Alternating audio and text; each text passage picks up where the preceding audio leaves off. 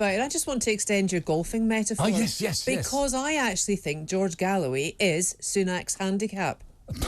I really, really do, because that man who ran War and Want in Glasgow, who, completely combusted with that whole charity thing, then moved away, moved back, and now, after licking milk with Rula Lenska I know, he's been elected in Celebrity Big Brother, this man who's a great orator, he's wonderful, and this is the man that stood in front of, with his indefatigability, remember? Yes, please don't remind me too much.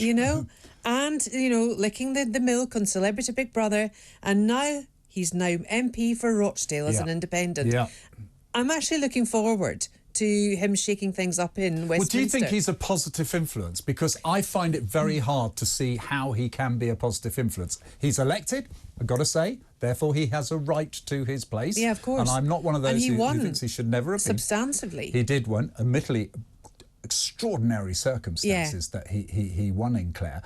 But, is he more of a problem for Keir Starmer, or is he a problem, as you're suggesting, for Rishi Sunak? I think for both. Why? I really do.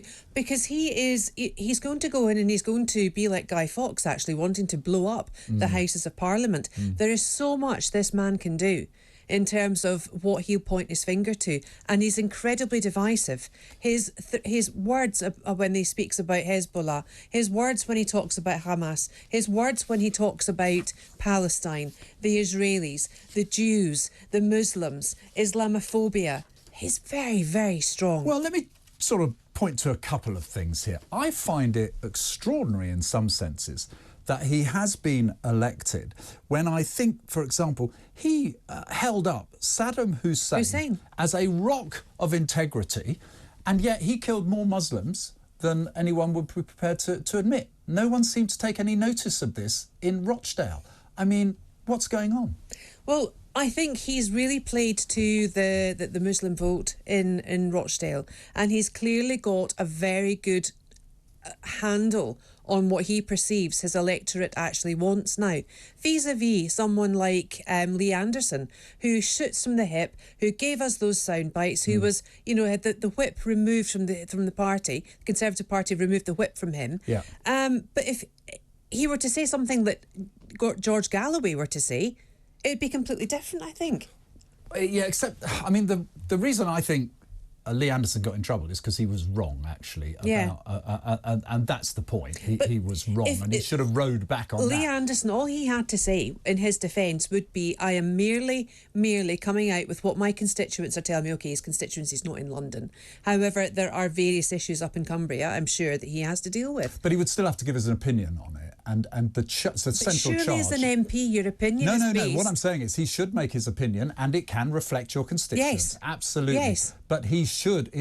we're not elected to just mouth the opinion of our constituents. We are also elected to based on what we think as well. So, or I say we, what I used to think. Yeah. So I think it would be... He would have to define himself, and he clearly said that those were his thoughts. And even if he'd said that's what my constituent thinks... Yeah.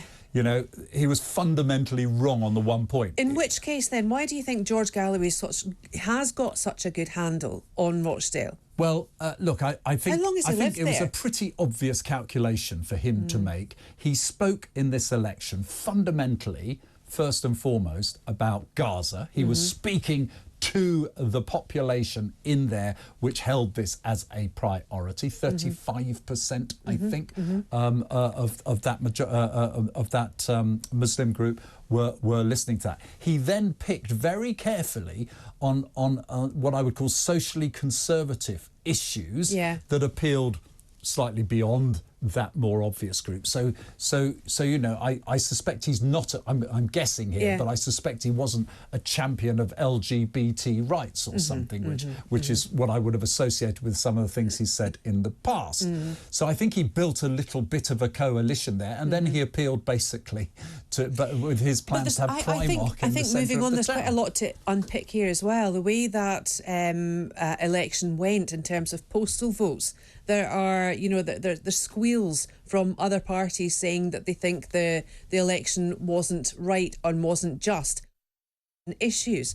So I think we need to, I think as a political student, I think a lot of political students would be good if they could actually unpick what happened at Rochdale. Well, yes, although the big question for many people is what's the impact going to be and how will he be in a future general election? But surely, if you like, isn't there a wider message here that the left, and I would say, I think this is probably true, that the left have to, and Keir Starmer in particular, have to have a settled position on Israel and Gaza, because Keir Starmer has moved. Do you remember when he was basically at the beginning saying, I would tolerate cutting off water to Gaza and electricity? Now he's kind of joined the skeptics of Netanyahu. And you have to think, what was going on in their minds?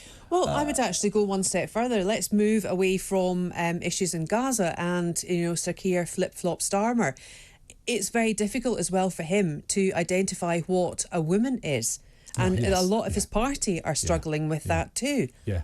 Funnily enough. It's 100% or nothing. You can't have this 99% these hybrid versions of women.